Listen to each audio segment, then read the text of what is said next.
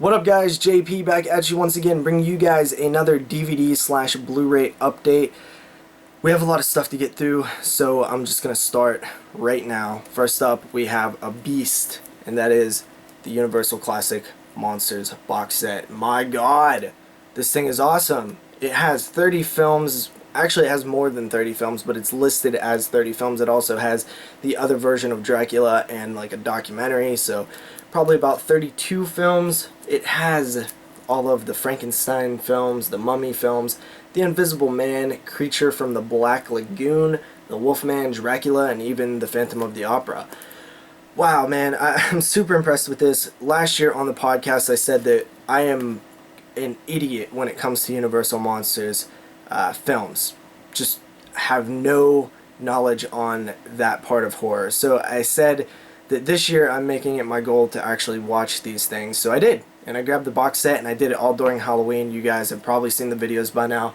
And I've actually seen all of them except for one. I haven't watched The Creature Walks Among Us yet, but I will do that tonight. Highly recommend you guys pick up this set. It is heavy, it is sturdy. You have each monster housed in its own case with its own, DVDs. That I think that's so cool. Now there are films that are on multi-discs, but I mean there's 30 films in here, so that's pretty necessary. And there's a booklet. It's just a great release. There's really not anything bad I can say about it. And if you've never seen these films, I highly recommend grabbing this box set because you won't be disappointed unless you just hate, black and white or something. But I know that there's tons of horror fans out there that watch these videos, and do yourself a favor, grab this set. It really is a blast. Even though some of the films were running together and I was getting a little burnt out by the end of it, I'm happy that I did it. I feel like I'm way more knowledgeable on the Universal Monsters now, and it's something that I'm very happy to finally have under my belt, checking out all these films. So definitely pick up that box set. Well worth it. Grabbed it for about 60 bucks on eBay, and that's definitely a fair price. So moving forward, we have a couple TV shows that I grabbed, and first up we have the complete 9th season of South Park. Now I've been a fan of this show since it aired. I mean, season 1 I was there all the way up until whatever season they're on now. I'm a big fan of this show. I've always been a big fan of this show. I know that there are tons of people that love this show. All my friends love this show, so I mean, you guys are familiar with South Park. I'm pretty sure yous are. The reason I grabbed this was because it was like $4. It was like it might have been $3.50 at Walmart, and I was so surprised to see that. I was just like, there's no way I can't buy this. There's no way I can leave this store without grabbing this. The 9th season, I remember it a little bit. I haven't really looked at what episodes are on it, but just, judging by what's on the cover, I know the closet episode and stuff like that. So yeah, I mean, I was so happy to see this for that cheap that I just had to grab it, and now I'm going to have to grab the other seasons as well because I'm kind of a completist, and I had always planned on it eventually, but I just have so many TV shows to watch that I was like, it was nowhere near on my radar, but seeing it that cheap, it automatically, my radar was like, meh, meh, meh, and I grabbed it, and I'm happy with it. So they actually had all of the like slim cased editions, and then behind it they had this one like old school box set edition. So I was like, well, I'll grab the box set one, and very happy with this purchase. I don't know why they was so cheap there, but they had a couple of them, and I bought one. Next up, now you guys can make fun of me for this if you want, because personally I would make fun of me. I mean, it's pretty lame, but Degrassi, the complete 10th season. I'm actually a fan of this show. It came out in 2001, and I've watched it probably till about the 10th season, and it was just something that I really liked. It came out at the perfect time. In 2001 I was a really young kid, and I was going through all of the things that I was seeing these kids go through, so it was a really good show for teenagers. It really is just a teenage soap opera, but I liked it, and I still like it. I'm curious to see where the series eventually ended, because I know it like kind of wrapped up this season, I think. And I probably will grab the other seasons eventually if I could find them cheap. I found this at a Dollar General for like $3.50, and I really couldn't pass it up because I like this show. And I know Moods was a big fan of the original show, the Degrassi Junior High and Degrassi High. It's a Canadian produced show. Actually, I am too. I own the first 3 seasons on DVD, so but this one was really my version, my generation's Degrassi. It's a good show, man. I don't really care what people say. It's a little lame, you know, grown man watching Degrassi, kind of lame and weird, but I'll take it, whatever. Degrassi, the complete 10th season, I had to grab it. I guess that would be my, like, guilty pleasure, because somebody like me probably shouldn't be watching that, but I like it. So continuing along, I was so happy that I grabbed this. This was awesome. This was an awesome find. Amityville, It's About Time. This is the 6th Amityville film, long out of print. Actually, part 5 is out of print, part 7 is out of print, and they go for quite a pretty penny. And the cool thing about this was I actually grabbed it sealed. I found this sealed. It is in perfect condition. I did open it. I didn't open the seal on top, but I did, you know, the cellophane I opened up because the disc was actually loose. Luckily, not scratched at all. I was super surprised. It almost feels like it was just loose. And I grabbed this for $6, brand new, and I was just like, this is insane. I never run into things like this. And I'll actually let you guys know where I got it, even though I will probably kick myself that I keep spreading the word on this site, because the more people that know about it, the less awesome things I'm going to find on there, like Amityville 6. I've now found 4 out of print films on this site, and this was by far the most expensive that I got for really cheap, but the site is bullmoose.com. I know that the more people that go there, the less deals I'm going to be able to find, but I gotta be honest. It's a great site. I shop there all the time, and not many people know about it. Shout out to Derek for actually letting me know about it. Amityville, It's About Time. I really want to eventually get the series. I'm hoping they get re-released, even if it makes this worthless, just because I want the other ones. And that's really it.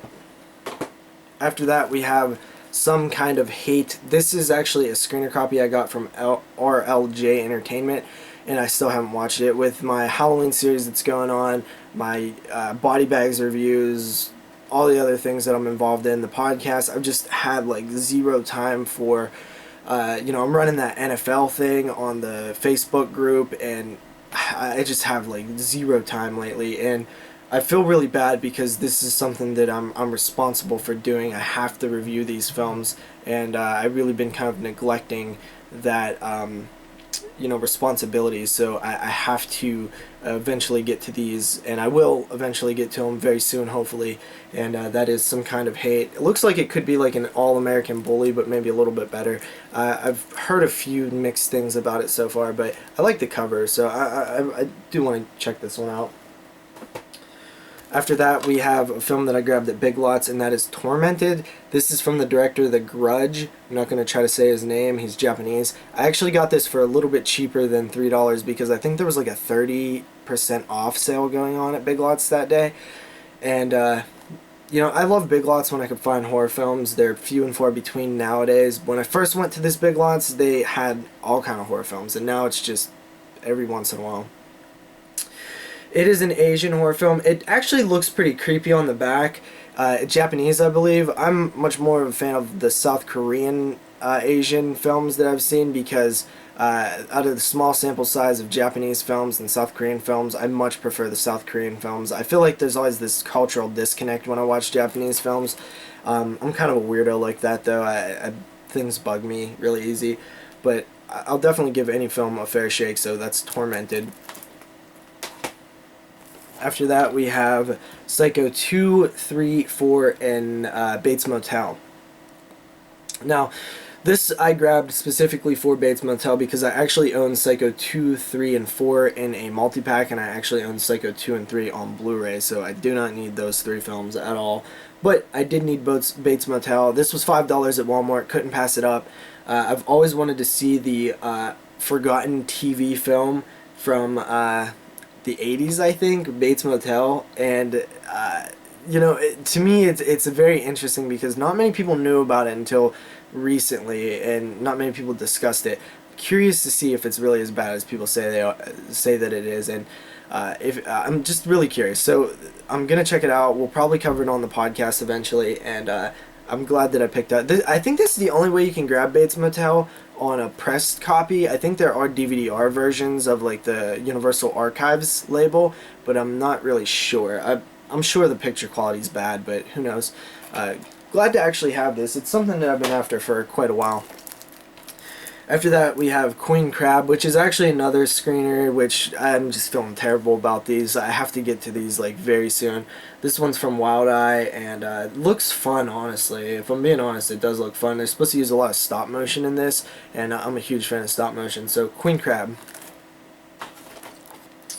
After that, we have another Wild Eye screener, A Plague So Pleasant, and this one, same thing. I haven't seen it. I know Moods watched this one. I've heard good reviews on it, so I'll probably check this one out pretty soon. As soon as October is over, guys, I swear to God, I'm just going to binge watch all these press copies I have. And, yeah, Plague So Pleasant. After that, we have another press copy, and that is Chasing the Muse, and it has the bonus feature Exhibition. Now, I don't feel as bad for not getting to these ones yet, because these are, like, pornos. Exhibition, I think, is actually like a hardcore adult porn film, while Chasing the Muse is a documentary on the guy who made Exhibition. Yeah, so, this is some hardcore stuff. I don't even know how I'm going to review this. I've never watched a porn in purpose of critical analysis, so, I don't know. I'll do it, I guess.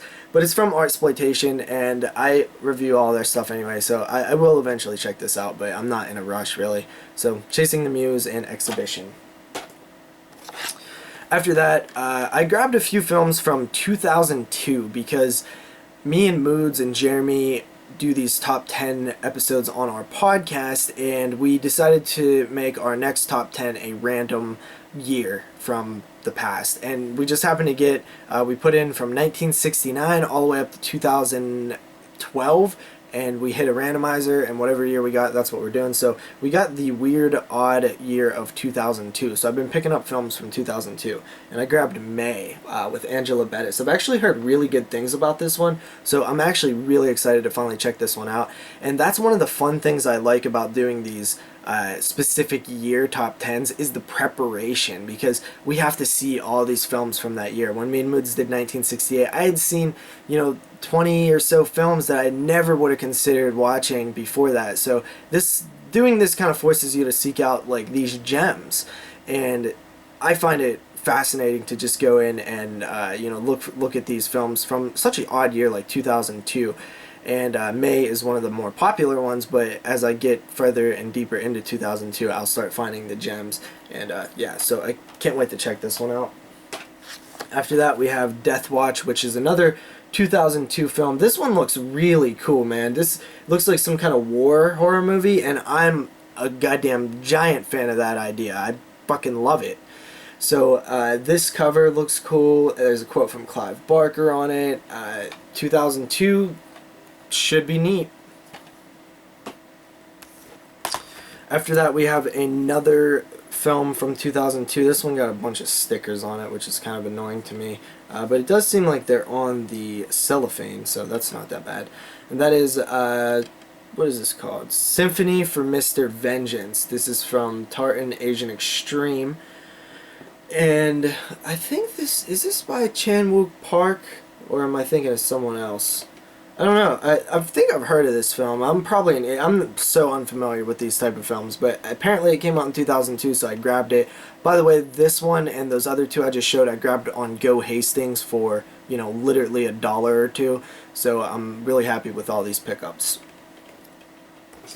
After that, we have My Little Eye, which actually is another 2002 film, and that is something that I've never seen before. It looks kind of not really that good, but I don't know. It's from 2002. And then we have another one from 2002, also focusing on eyes, and that is Close Your Eyes. And it's loose. It just became loose. So I'm going to have to open that up so my disc does not get destroyed. And this one is something, I think this one is an Asian film, or maybe not. I don't know. I think it's foreign. It might not be. But yeah, that is Close Your Eyes. Set that over there so it doesn't get messed up. After that, we have a film that I grabbed at Dollar General, and I'm just a sucker for films that are either titled like this or even just the cover, and that is Parasitic.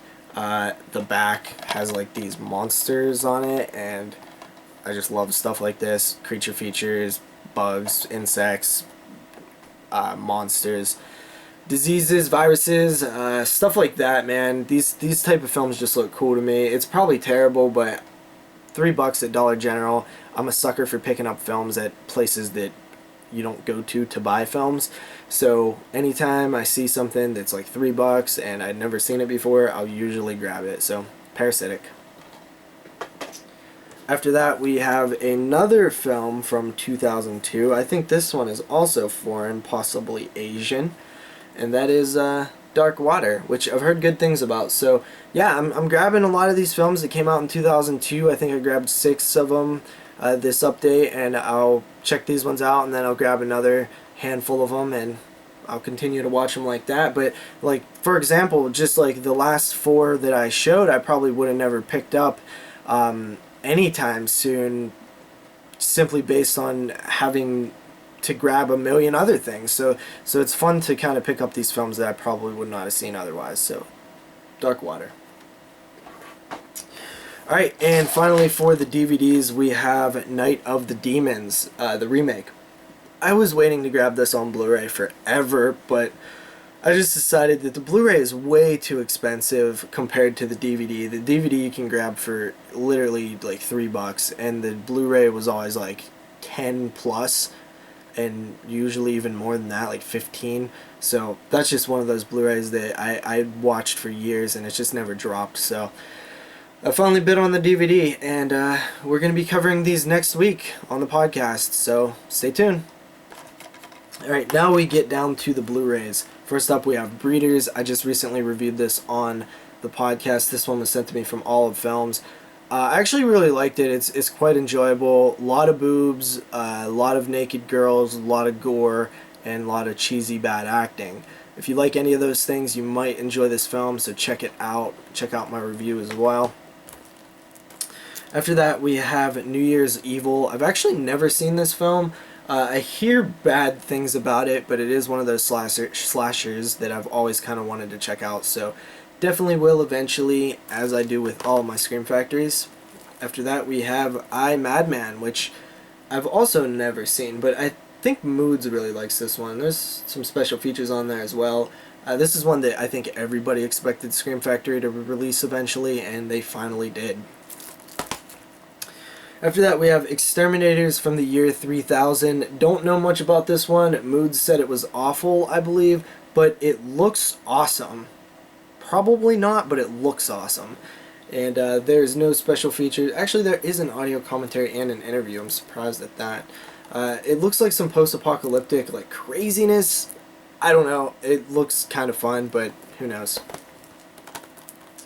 After that, we have Cellar Dweller and Catacombs. These are the re-releases of the 4-pack that they released only on DVD. And these are the 2 that I actually haven't seen. I haven't seen Catacombs or Cellar Dweller, but I'm sure they're probably pretty fun. I watched that first 4-pack and I really liked it, even though some of the films were kind of bad or mediocre. So now I have the Blu-ray editions of those 2 films before I even watched the DVD edition, so I kind of double-dipped, but I only really double-dipped for Scream Factory. After that, we have Mosquito, Synapse Films. Man, if you guys know anything about me, I've talked about this film a few times, and I've always said that this is like my holy grail, as in, I always had a list of films that were either out of print or had never been released on DVD, and Mosquito for the longest time was at the top of that list. The film that I wanted to see get a release more than anything, and it finally has, and I haven't opened it yet, but I've been itching to do so. Man, I'm just so happy it's finally out. I think that this film is so much fun, and I feel like a lot of people are going to finally discover it. I think it's a gem, I think it's awesome, and I can't wait to hear people start talking about it. Mosquito. After that, we have Bloody Knuckles from Artsploitation. A lot of people have watched this one already from Canada, and I actually haven't seen it yet, but I'm hearing decent things. I'm hearing it's like a ridiculously fun horror comedy. It looks cool, so I'll definitely check it out very soon. Like I said, I gotta start watching these press copies. After that, I grabbed this at FYE. I did not pay $14.99 for it. I grabbed it for about $8 and that is The Legend of Hell House. I normally never buy Scream Factories used, but this one looked to be in good condition, and it's one that has avoided me for quite a while, so Legend of Hell House. After that, we have Ghost Town. This is a film that was also on that list of films that I wanted to see get a release, and it finally did. So I remember watching this when I was a kid. I had it on a homemade VHS copy of Nightmare on Elm Street Part 4. It had Nightmare on Elm Street Part 4 and Ghost Town, oddly enough. So I do remember it a little bit, but it's been so long since I've seen this, so I'm really excited to revisit it. After that, we have a double feature here, Food of the Gods and Frogs. I really like the idea of them doing all these double features, these animal attacks double features. I love animal attack movies, and this is one that I've been kind of wanting to grab for a while, so I finally have it. Probably will take me forever to get to it though, because for some reason I have this odd habit of watching all my Scream Factories as they came out, so I'm really far behind still. After that, we have Metamorphosis and Beyond Darkness. I've never seen this one, but it looks cool. Never seen either of these, but they look cool. Yeah, double features, gotta love them. After that, we have Monkeyshines. This one I remember seeing when I was a kid, but I haven't seen it ever since. This is a Romero film, of course, and really excited to check this one out because I love Romero, and I really want to, delve into some of the films that I haven't seen of his, or like Monkeyshines, haven't seen since I was a kid. After that, we have a Stuart Gordon film called Robot Jocks, and this just looks awful. It looks painfully bad, and it does not look like it's up my alley at all, and I've pretty much heard negative things about it, so I don't know. After that, we have Stigmata, and Stigmata is one of those films that everybody was very disappointed that Scream Factory was releasing, because it's not really a cult film. I hear it's a good film, it's just not a cult film. I don't know. I've never seen it, so, I don't mind picking it up and grabbing it because I've heard that it's pretty decent, so I'll check it out. After that, we have Nomads. This one is one that I had known really nothing about, and I still don't. It's just one of those odd titles that I'd never had seen the cover before. I'd never heard of it. I'd never heard anybody talk about it. And Scream Factory released it, so I'll eventually check it out. And my voice is starting to get a little dry here, guys. After that, we have the Dario Argento collection, and this one has the Cat O' Tails, Deep Red, and Inferno, so that now brings my total of Argento films that I own to 5, 6 if you count the Masters of Horror episode. Yeah, honestly, I grabbed this for the Cat O' Tails because we are covering it on the podcast coming up, and I figured that it would be, just a little bit more expensive than grabbing the solo edition of the Cat O' Tails to grab this edition, which comes with the other Deep Red and Inferno. So, I'm so excited to get into these Argento films. I'm really excited. So, yep, Dario Argento collection. The Fulci collection will be coming soon. After that, we have Children of the Night. This is art splitation. I watched this one. I thought it was okay, maybe a 6 out of 10. Has its issues. We talked about it a little bit, but I don't know. It's alright. It's alright. It's a little better than average.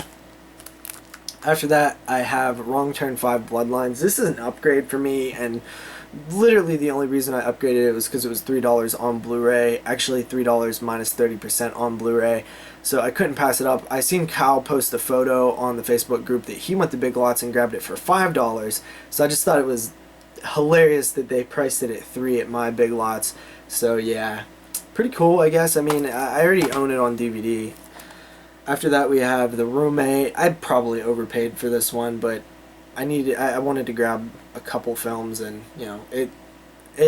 when you ever see those deals where it's like 30% off, and you just want to grab any horror film that's there, so I grabbed this one. After that, we have An American Werewolf in London, which Zach actually sent me. Shout out to Zach. This is a Blu-ray, and it's a film that I didn't own, but I love, and I needed it in my collection for a very long time, and I'm happy to finally have it on Blu-ray. Thank you very much, Zach. You saved me a couple bucks, and, I will cherish it forever. After that, we have Stage Fright. This one I'm also going to be doing next month on the podcast, so I had to grab it. This is an Italian horror film by Michael Sauvé. Don't know how to say his name, but he did Cemetery Man as well. After that, we have Gun Woman, which everybody is talking so highly about, and that just makes me want to see it more. So I will see this very soon. I can't really wait much longer. After that, we have Carrie and the Rage, Carrie 2. One of these films, I believe the TV remake actually came out in 2002, so that actually helps me quite a bit. I've never seen these, but I'm actually very curious to check them out now, because I heard a podcast recently and they was talking about them, and it just made me interested to actually see them, so I will definitely do that. After that, one that I've wanted on Blu-ray for a while, and that's Scarecrows. I remember watching this as a kid, and I even own the DVD, I think. Very, very fun stuff. I really can't wait to revisit it. After that, we have Tentacles and Repticulus. These ones are look kind of bad compared to the other double features that we've seen, but as always, I love the idea of doing these like when nature attacks double features, and these covers look really cool. So shout out to Scream Factory for doing that. Then we have another double feature. We have Ghost House and Witchery, which is oddly enough, I think like La Casa 7 and 8 or La Casa 6 and 7. For those of you who don't know, I believe Spanish version of The Evil Dead, there was a series where they had a bunch of different films that were not Evil Dead films released as like Evil Dead films. So it was like House or Evil Dead 2, Army of Darkness. I forget how it actually went, but these were in that series. So yeah, I've heard decent things about these actually. I'm really excited to check them out. Then we have Backcountry. One of the IFC Midnight Scream Factory co-productions, I believe, even though there is no IFC Midnight on the spine, which is not normal. But Backcountry, this one, Killer Grizzly Bear, sounds right up my alley. Looking forward to it. I've heard mixed things. After that, we have Harvest. Moods reviewed this one. He said that it was pretty decent, actually, so this is another one that I'm looking forward to. After that, we have Angst. Me and Jeremy did a full breakdown of this film. Very, very good, like a 9.5 out of 10. One of the best unknown films that I've ever seen. So good, so well done. Highly recommend it. Listen to our review. It's on the website. Mini Shots Volume 4, I believe. Then we got Wormwood, which I haven't seen yet, but I've heard everybody and their mother talk about it. We'll get to it eventually. I guess it's like some sort of Australian zombie post-apocalyptic type thing. After that, we have Army of Frankenstein, which I got in the Secret Santa thing that we did on the Facebook group. Shout out to Turi for hooking me up with this. Army of Frankenstein's one that I didn't have, that I didn't really feel like spending money on, so I didn't have to. After that, we have The Editor, which Tori also hooked me up with. Thanks, buddy. This is one that I actually did really want, that I would have spent money on, but I still didn't have to. So, you rock, man. I've heard nothing but good things about this one. Super excited to see it. It looks awesome. Sounds awesome. I'm afraid that I won't get all the references because it's like a callback to Giallo's. But I'm hoping that I could still find enjoyment out of it, because a lot of people were talking like this is top 5 material for 2015, so definitely gonna have to see it soon. Toolbox Murders 2, the real cut of Toolbox Murders 2. I don't know. It's Scream Factory, had to pick it up. I've heard mostly negative things about it. It's like torture porny, I guess. And finally, for this update, we have the Arrow Video release of the Black Cats collection, Edgar Allan Poe.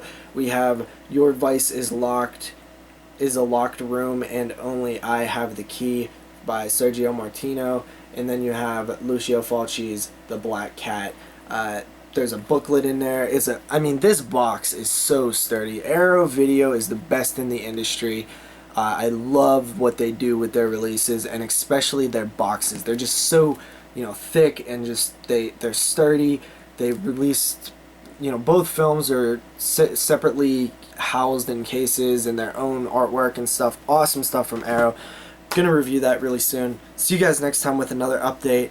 This has been a long one. I hope you guys enjoy all the stuff I pick up. Please leave comments down below and we'll discuss them, talk about all these releases. See you guys next time. Peace.